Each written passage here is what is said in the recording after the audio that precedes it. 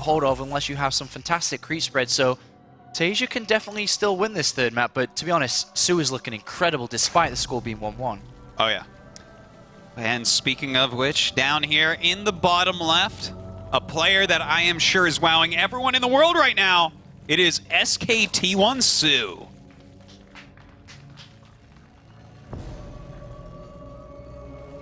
And a player who, like mentioning, despite the score being 1-1, I'm sure he's feeling the wrath of soO right now. Down here to the bottom right, it is Liquid Taeja.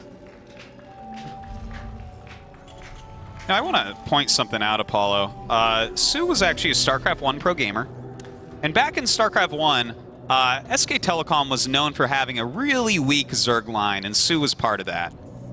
He was so unimpressive in StarCraft 1. In fact, when he switched over to StarCraft 2 at first, he was just another aggressive Zerg.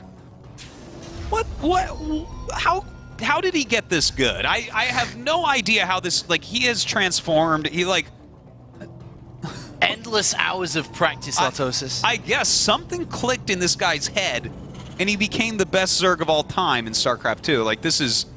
It's outstanding how strong he is. He's more impressive than Nesty was in his prime, DRG was in his prime, you know, Sulky was in his prime. I really do feel this is the most impressive Zerg play we've just ever seen. Do you feel that he's displaying some of the most impressive StarCraft today as a whole? Yeah. I mean, the only player that has truly impressed me to this level before, you know, well, I guess we had Innovation do it once or twice, get to that type of level. And I feel like Zest has kind of done it as well, where it's like, holy crap, this is just completely different from everyone else on your race. What do you think about the approach here from Taeja, deciding to go Reaper against soO here, despite the more common opening being Command Center first on this map? I think it's actually brilliant because Nimbus is strongly Terran favored in this matchup, so he wants to get the extra scouting done. He's taking a little bit of a disadvantage with his opener to try to make sure that soO can't pull a fast one on him and get a quick win. I like it. How about you, Apollo? Yes, I agree. I agree with you. All right. Because I think that despite us not seeing it, soO is more than capable of trying to get that fast win. Yeah. soO, like, he made his name in the beginning as an aggressive Zerg. As a Zerg that would do a lot of all-ins, a lot of speedling, stuff like that. So, you know, this is definitely something he can fall back on when he wants. That's part of why he's so dangerous. All right, well, the Reaper pokes in here. He's going to try to pick off a drone, but he knows it's more than likely not going to happen, as he does back off and gets a lot of damage onto those Zerglings already, bringing both of them down to half health, the third one as well. And already Taeja actually getting a lot of damage done here. Yeah. You usually don't see this much damage from the first Reaper to be built. Certainly not. Like, it's oftentimes a question of whether or not you will kill a Zergling, not how many Zerglings you will kill. Yeah. And with the second Reaper here, you can actually start to get some damage done to these Queens as well. And it's all about preserving these Reapers too. Getting as much damage as you can here without losing them. And then, of course, bringing in the Hellions to help out a little bit after as well. Yeah, you know, this has been a very popular style in Korea for this map in TVZ to go for Reapers, you know, kind of scout out what your opponent could be doing, follow up with Hellions. Yeah. We've sometimes seen 3 Reapers even with this, just to put on a lot of pressure at the bottom of this ramp when they're trying to take the third, because it's really hard to push the creep and get your Queens down there in time to save your third base correctly. Very nice and early third base here from Taeja. And very shortly here, he could add on the Tech Lab onto the barracks here to start to push himself towards Stim. Do you think he adds on additional barracks or additional engineering bays earlier on? You know what? I want to see the engineering bays because these guys are giving us such sick macro games. I just want to watch like 5 insanity macro games. But, you know, if he did add on those barracks, that could actually go pretty well with his strategy when you think about it. If he can just keep denying a third base, right, then it won't matter if, you know, he's a little bit slow on his upgrades. soO has chosen a very fast layer here. He's poked into the main base with his Overlord. He's seen what he's playing against here with the third command center and the barracks timing and so on. And very curious to see where he's going to go with this fast layer. Probably a fast Spire by the looks of it. Yeah, it definitely does look that way. And I think that this is a fine choice by soO after seeing these Reapers and realizing, oh, okay, you know, he's going to really put the pressure on my third base if I take it. Yeah. So why not play against that and say, hey, you're doing a build to just kind of blindly counter what you expect me to do, I may as well go for the quick mutas and see if, you know, maybe I can get some work done. Well, so far, these Hellions and Reapers really haven't done anything here. Energy is being saved on these Queens for a couple of transfuses if the Hellions were to get brave, start to fire into these. And this is something which Taeja has to be very careful about here. He doesn't have any engineering base yet. They've just this second started as the Spire is well on its way. Third base now taken by soO. A scan coming in from Taeja. Yeah. And doesn't spot anything here as the player is in the natural. He does see double gases mining all the way. I guess you would expect that with such a late third. But, you know, it's definitely on his radar that this could be fast mutas. Yeah. Has to be at this point with such a late third coming in here from soO. And a second scan, that's very rare. He really wants to know what's up. You know, I think it's fair, though, because this very well could be some sort of crazy all-in from soO. So I like that he went ahead and spent that second scan. That's like, I think that shows like a lot of respect for the range of soO. He's not just going to blind counter this whole game. So turret should be down, coming in now.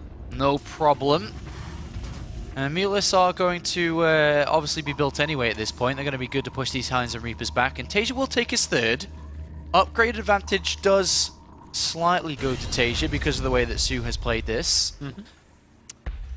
Well, we have 5 mutas on the way right now. Luckily, you know, the missile turrets should be there to stop them flat in their tracks. But soO is taking this third base. You know, this kind of style it's kind of interesting because you're going to be a little bit lower on units, but higher on mutas. So taking that fourth base still difficult. I think the key here for soO is going to be putting on enough pressure with his mutas that he can sneak a fourth in up to the north. You don't think he'll take the center map? The center base? You think he'll take it towards his opponent? On the left side? Yeah. Oh, I thought you meant further, sorry. No, just slightly north of his bases here, yeah. Like, well, if he goes for a forward base here, that's crazy. Well, he does do a little bit of damage here to the supply depot and get a couple of SCVs for his liking. But I'm really interested to see, are we going to see Widowmines or Hellbats here? You've pointed out that Hellbats could be a decent switch up from Taeja. Yeah. As we will start to see soon, as this is getting closer and closer towards the time where he will add on that second factory and start to make a choice. No Widowmines have been made at all yet, which they usually are at this point. That's true. That's a really good point, Apollo. But, you know, I guess this game kind of went on a different course the entire time so far, so we'll see where he actually transitions to. But I would like to see him go for that really strong Hellbat composition, kind of push that creep back and try to take out that fourth base as soon as he can. A little bit of a supply block here for Taeja. He's been trying to build from that factory for a while, but with his supply depot being targeted as well, he will fall a little bit behind here. Push coming out from Taeja, though, going to get a lot of creep spread in the center of the field. Baneling's being morphed in. Mutalisk going to come back to help defend against this, but again, Taeja just clears up, then backs off. Yeah, I love all these queued up creep tumors as well. This is really the key here. He needs to keep this creep out in the front because his fourth base is kind of kept safe from this. To walk the whole army of Taeja around to the top of that fourth base is a really long way. So he needs to kind of push the creep back in the middle to be able to kill it quickly. And this creep spread is very good here for soO. Once again, finding very little vulnerabilities in his game. There's no real weaknesses. The only thing he's really messed up on at this point is forgetting that +2 melee attack from his evolution chambers, which could come back to bite him. Yeah, well, right now we do have Taeja trying to add some missile turrets. I think that's a smart move. He needs to start ignoring the mutas hitting that back natural. You know, that's definitely one way that it buys so much time for soO that, you know, there's no time for Taeja to actually even attack the fourth base. And if soO takes that fourth base and secures it and has a normal economy, this map becomes much less Terran favored than it normally is. That's really the point where Terran gains a big advantage. So this is becoming a problem already. 12 Banelings been added onto the main army of soO here, preparing for a push out very shortly here. And Marines have been forced to help defend this area while these additional turrets get added on. And very shortly we will see Taeja start to push the other side of the map. But once again, very similar to the previous game, he has not been able to really slow soO down at all. He's poked forward, but has been pushed back. The Mulists have kept him inside his main base. Again, another attempt to clear creep here, but as soon as the Marines move out, the Queens are going to go back to respread immediately. Yeah, it's pretty crazy, man. soO is so on top of this game. He's managing every area where he needs. Once again, that same style you pointed out before, Apollo, only taking 1 gas on his 4th base. Very Zergling heavy. Of course, he is even getting this Infestation Pit even quicker than on the King Sejong Station game. So, kind of cool to see that. He really wants to continue up that upgrade tree. And here come the 2-2 upgrades now for Taeja. +2 Carapace on its way as well for soO. But once again, just a high volume of units for the Zerg as Taeja's going to make his move now. And as we can already see on the minimap, army movement from soO as he prepares to fight this. That's right. Can be a little bit hard to flank here, though. You know, he's got to come down the ramp. When he comes down the ramp, you can definitely go, oh my god. Beautiful. That's awesome. I love the double spoiler. You would never expect that. And soO just caught Taeja completely off guard. Look at all these Bailings here. This is not so good. He's going to have to run away, but he of course can be chased. But at the same time, soO's main force is not far away. He was moving closer and closer, but decided not to. Got to get that creep back up on the high ground, man. That is so important. The more time that Taeja wastes on this high ground, the longer it takes for the creep to push back beyond the low ground. That's what soO needs. Oh, almost went for that engagement. I think that would have been a mistake. So a good turnaround by soO. Taeja really respecting soO here, I feel. He's really not going too deep on creep at all. He's always balancing on the edge of it, as he knows the style from soO is very difficult to deal with, but soO's actually going to go forward for this. Oh my god, the flank actually very late. Huge Widowmine hits from the north, though. Well, finally, that tech choice pays off here for Taeja. That was definitely a bit of a misstep. I think he miscounted the Widowmines, the count. They were on the high ground, which was actually kind of sneaky from Taeja, and his flank was very, very late coming in. And instantly, Taeja knows he's got a great option now and a great opportunity to move forward. He drops here towards his 3rd base. He's going to clear up creep in the center of well. That's cleared up a little bit too easily, though. And already soO right back up in terms of supply. And he's already pushing this back. And it was, what, 15, 20 seconds of time for Taeja before he gets pushed back again?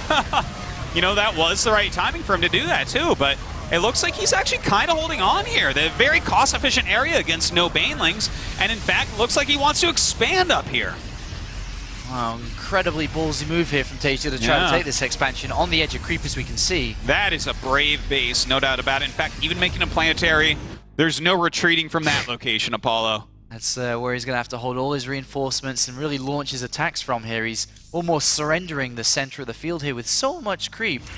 soO's done an excellent job spreading it, but as you mentioned earlier, soO had that really fast Infestation Pit hive. He's got 3-3 on the way. The Ultras Cavern's coming into the mix. Well, you know, this is this is where it starts to get really scary once again. But Taeja has 3-3 about to finish. These guys have very similar supplies, and in fact, the army supply of Taeja is a bit bigger. So as this 3-3 does finish up in just a few seconds, as we see on the right-hand side of the screen, he has an advantage. That is so much here for soO, and he's going to grab this small force. There's a lot more on that high ground, and he's going to go in for the fight here. The spread's not that good from Taeja. No, Takes certainly a lot not. of damage from the Banelings. Yeah, the Banelings not like as cost efficient as they could be against that many Marauders, but still well done here by soO. He's reducing this army count right now of Taeja, while Taeja has 3-3, which can be a hard thing. Very similar in supply once again here. Mulisar being chased away. Marines find an Overseer, and also whatever popped out of the Overseer. 4 Ultralisks now being made for soO as he climbs right back up to 180 supply. Taeja's going to try to push this creep back a little bit more and just kind of extend himself around this planetary. You know, I don't care if soO got 100 second places in a row. Anyone who doesn't think that he's going to win BlizzCon watching this series is a fool. He's looking incredibly strong here. He doesn't really take any losses in the early to mid game. He finds himself very comfortable with his economy and the way that he can further his tech and add on the additional upgrades. He's always deflecting these pushes. He doesn't take any damage from drops. There's almost no weakness here from soO. Yeah, it's pretty crazy. His only weakness might be his huge confidence when he gets ahead, where he engages off creep. So we'll see if he does that again here. It's cost him in previous games and made previous games much closer than they could have been, but You know, with this many ultras popping up, look at all these upgrades just about to finish. Chitinous plating, 3/3, +2 carapace for Mutalisks. He's taken another base up to the north. This is just such fantastic play from soO. While holding off the, potential 5th base of Taeja here, just by having a lot of units up on that right-hand side. And we are going to have to see a 5th base taken again here from Taeja, which is going to be a point of contention once again for soO. That's right. In fact, his creep spread is pushed so far into the middle of the map, he's going to be able to hit anywhere very, very quickly. That is an issue, and we see Taeja already starting to clean it up, realizing that holding that 5th base with creep that far out is near impossible. And now Taeja really spotting this army and also its strength with its upgrades. soO, you can just see on the minimap, he has about 4 different armies spread around, waiting to pounce at any second depending on where's Taeja's army movement heading towards. And again, it's in between his 4th and his potential 5th, which he is going to look to establish. There's no point in him pushing anymore, and as soon as he moves forward, soO is ready, but he does need to bring his entire force around here. That is not all of it.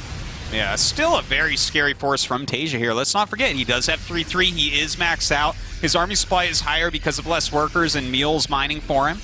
So still, this game isn't over. It's just soO has looked so unbeatable at every single step. It's hard to imagine how he's ever going to die here. How do you actually end up killing him? You can't even push the creep back past the halfway point. And if you just ignore the creep and walk past that halfway point, then you get absolutely surrounded from every single angle, and the game ends instantly. So Taeja's got a really difficult problem here to deal with, and it's soO. That is exactly what the problem is, Apollo. But look at these banks as well. This is such a... It's still, I want to say, a close game, because if Taeja doesn't go on to creep, it's so hard to kill him as well, and he has a huge bank to keep replenishing his army. He has found a hole here for a drop to start to get some damage done. He's going to try and bring that hatch down, but as these units come in, he's going to turn his attention to drones, picks up 5s, picks up in the main, will continue this, but at the same time, soO to the north here, preventing this hatchery from being taken again. Spreads off 1 Zergling, of course. Of course. Of course he does. Why not micro 1 Zergling right now when you have the map and you're maxed out? While dealing with a drop in your main base and chasing another medevac at the north, you split off that 1 Zergling, of course. But Taeja's going to establish that base. It's very important for him in this game to be able to pick that up. But now we see the Infestors being added on like we saw earlier in this series. And again, Taeja, nice pick up there. Dealing a bit of damage, picking up, getting out of there. You know, I feel like, you know, the Ultras come in and suddenly it's like, well, this army is just better than armies that you can make, Taeja. And then I see the Infestors and I'm like, what are you even supposed to do, Taeja? Apollo, what is Taeja? Is there a unit he's supposed to be adding on here? I almost feel that he's just got to slow the game down completely and just... Planetary push. Planetary push this guy.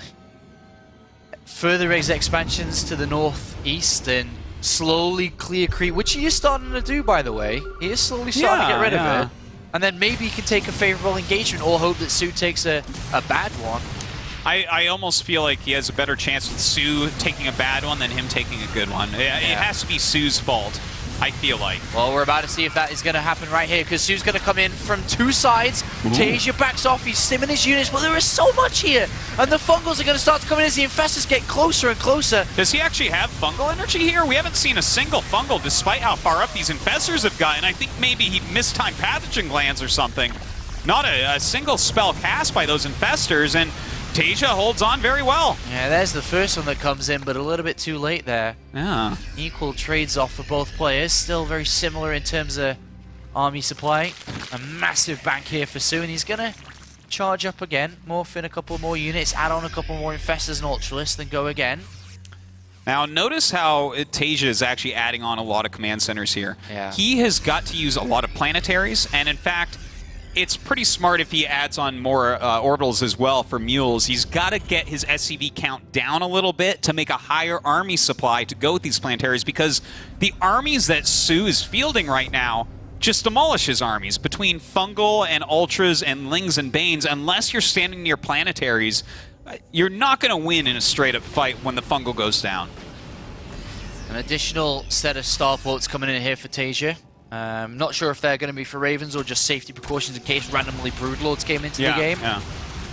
But Taeja's really adapting a lot in this series now. He's not continuing to push through on 4 or 5 bases. He's saying, I can't push through, or otherwise I'll just die. And it is soO who's taking the most of fights here, and he's got to avoid these fungals. That's right. Look at these spreads right now. Oh, some beautiful fungals do in fact go down, but still the spreading of Taeja is awesome, and he is starting to reduce this count of Ultralisks. And he's still pushed back, though, in 160 supply with more money to be thrown into the supply for soO. Look at soO's bank, Apollo. Set almost 8k minerals, almost 3k gas against a Taeja that is quote-unquote only floating 1500. When is he going to spend his money here to see what he builds up on? 6 Mutalisks here for soO. And Taeja clears a little bit more creep in the middle. As you can see, he's starting to get rid of this very nicely.